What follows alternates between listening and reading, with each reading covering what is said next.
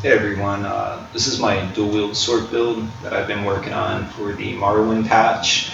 Um, the patch changed a few things, so we've kind of had to change with it, especially running a dual wield sword that not a lot of people do these days. I love them, they're super bursty. This is a PvP, Cyrodiil and Battleground ready build.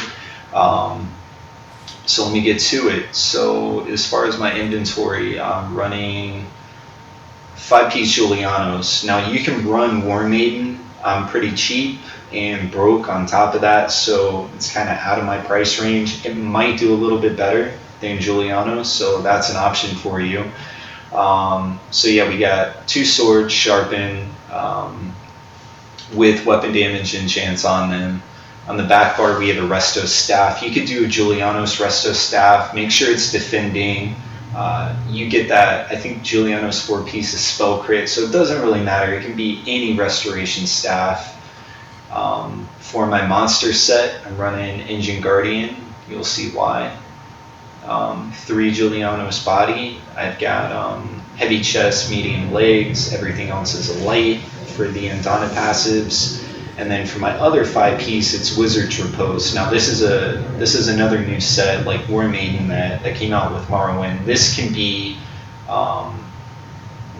obtained from the Battleground rewards, right? So if you look at the 5-piece, it's really good for light armor magic players. That 15% reduction, plus your shields and everything, it just makes you super tanky. As far as my skills, front bar, I'm running Curse, Inner Light, Degeneration. You can also do Structured Entropy if you want more health. I like Degeneration or Degeneration when I light attack just to get some of those heals off, right? So Crystal Fragments, Endless Fury, and Dawnbreaker of Smiting. So that's your front bar. Your back bar, there's like your utility and escape bar. You've got your 3 shields. So you got Hunting Curse, Healing Ward, and Hardened Ward. You have Streak, Stun, or to Run. Dark Conversion, that's going to play off Engine Guardian a lot and help out your resources. And then for the ult in the back bar, it's Overload. Now I just use Overload to run other skills back here. If I'm in Cyrodiil, I like Rapid Maneuver. Can't go wrong with Mines or the Rune.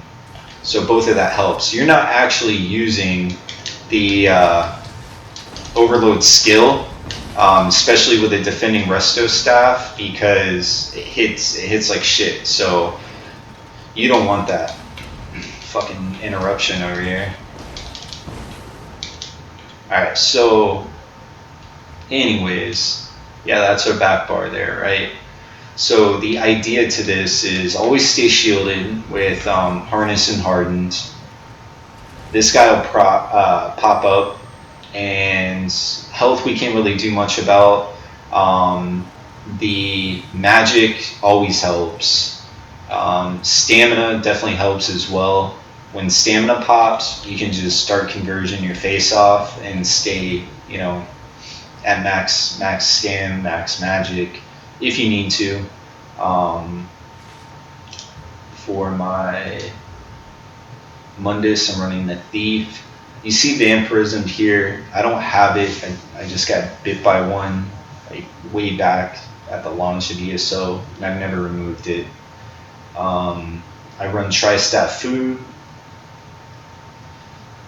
all into magic, and your stats kind of look like that. So we're at 2107 spell damage with your major sorcery up. You're like right around like 2500, and then with the weapon damage glyphs on the swords, if you light attack, you'll be almost at 3k spell damage. Decent crit, 60%. That magic recode goes down by 15% when you go into Battleground, so mind that. Max magic is decent, your health is decent, and you got plenty of stamina to CC break or to play off Dark Conversion. So with that being said, the combo that you want to do, Not a lot of people play dual wield sword, so whoever you're fighting, whether it be in a duel, Cyrodiil, or Battlegrounds, they kind of get off guard and don't really expect the amount of burst that you can do, and it's pretty nasty. So basically, what we'll want to do is first hit them with curse, put your execute on them, and then go for degeneration. Now, if you get a frag proc on curse or your execute, great. If not, hopefully degeneration will proc a frag. And on top of that, what it's going to do, it's going to make your frag hit 20% harder, right? And that's because of the passive in Mage's Guild, Might of the Guild. So that hits 20% harder. Also running 2 Mage's Guild skills on your front bar, it's 4% more magic recov, which helps definitely, especially with all the CP changes. Undaunted, you went 2 into that for Undaunted Metal. If you're running 511, if you're running 7 light, you can still put points into there, obviously, for the 1%, but or the 2%, but to me, you don't feel as tanky. It's up to you. Heavy armor, you want the passives without the 5-piece. Same with medium. Improved sneak doesn't matter unless that's your thing. All into light armor. I run harness magic just because getting magic back is pretty important in this patch. Restoration staff, got everything into there. And dual wield, you want twin blade and blunt at the very end. This used to increase your spell damage as well. It no longer does.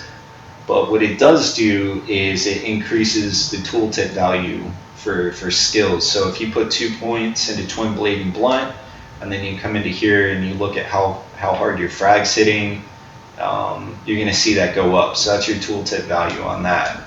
So that's basically the setup. Champion points, if you go into Cyrodiil with this, which you definitely can do, you got 40 into Warlord, 100 into Arcanist. I'm getting attacked again. Alright, so I'm going to hit this troll with the little combo.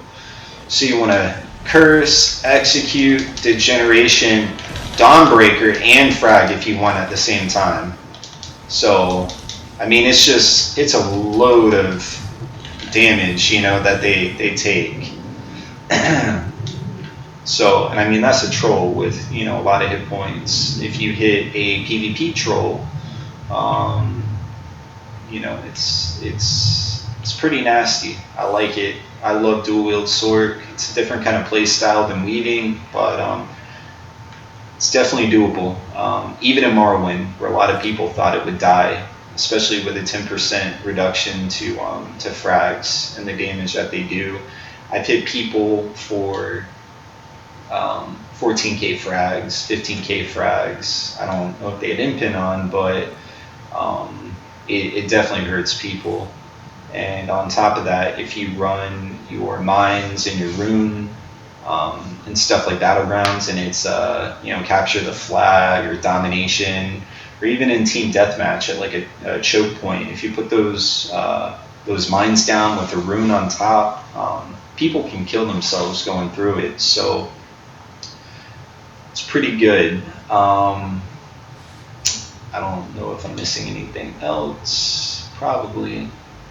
But yeah, that's the build, and that's what I'm currently running. If you guys have any feedback on maybe something that works better or something that I missed, champion points I'm not too keen on, like what's meta or what's best in slot, or not best in slot, but you know, what's the best allocation for those champion points. I have no idea. I just kind of put stuff into places and see if it works. So if you guys have feedback on that, just let me know.